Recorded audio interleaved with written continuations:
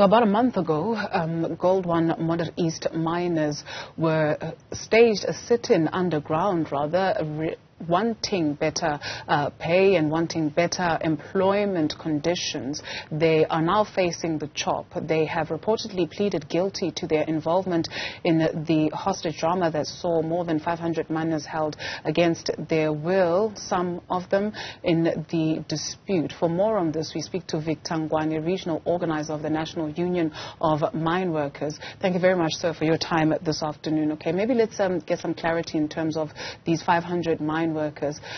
A month later, what do we know about those who sat down there voluntarily and those who did not want to be there? How many of the 500 were there voluntarily? How many were held against their will? Hi, Tutu. Good day to yourself and to your viewers. As things stand, we do not have a clear picture, but we can confirm that there have been disciplinary hearings taking place. And amongst those, we have about 186 who did not attend hearings, and there were about 252 that did attend. Amongst those, there are those who pleaded guilty for voluntarily sitting in, and there are those who had confirmed that it was indeed a hostage situation. So no verdicts have been out yet.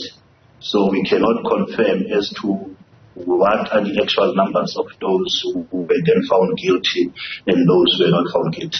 Okay. Of those who have admitted to sitting, staging that very dangerous sit-in and risking their own lives in an effort to be heard, what would be the crime in terms of the charges that they would face? What would be their crime if they are found guilty?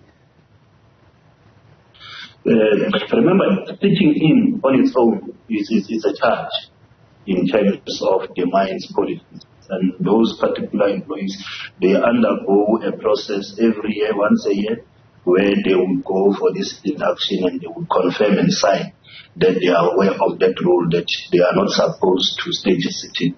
When you go underground, 8 hours is enough and you must come out, unless there is a permissible overtime that has been authorized by supervisors. Failure to comply with that rule, you would then face disciplinary action. All right. So of the 252 that attended the disciplinary hearings, how many of those did you say actually volunteered to stage the sit-in?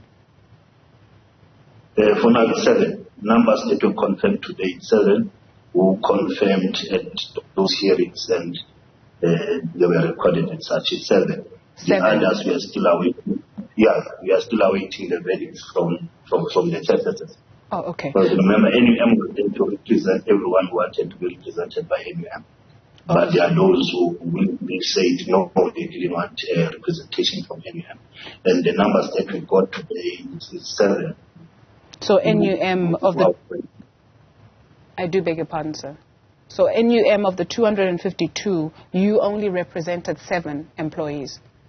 No, I'm saying it's 7 that we have knowledge of, that they outrightly said it was a sit-in, they will voluntarily step in. Others, we are still waiting for the outcomes of the hearings.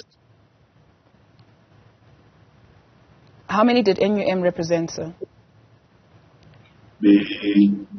Yesterday when I checked, it was a total of 126 that we represented. We are still waiting for the outcomes of those particular cases. Oh, okay. We haven't given the outcomes.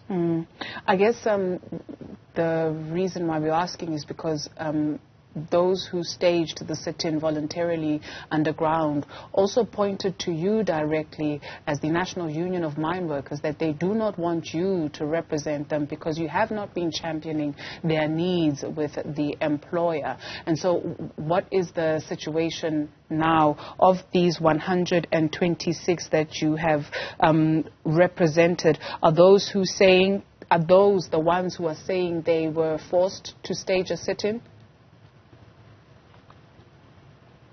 Yes, absolutely. Remember our position, and we have been proven right, that there was a hostage situation. So out of the 500 employees, that went underground on that night.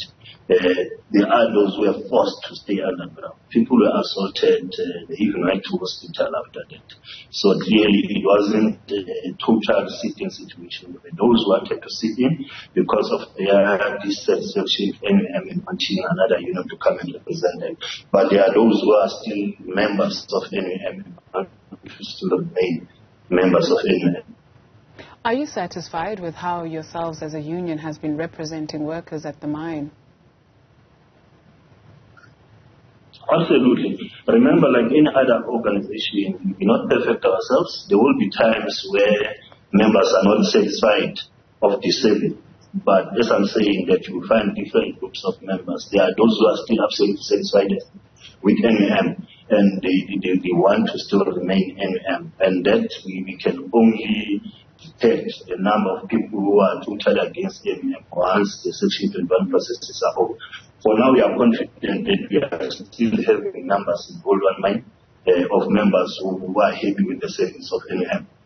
Like there were complaints and we attended to, like in other organizations. Once members raise concern, we would attend. But the reality of the matter, it is not only about service.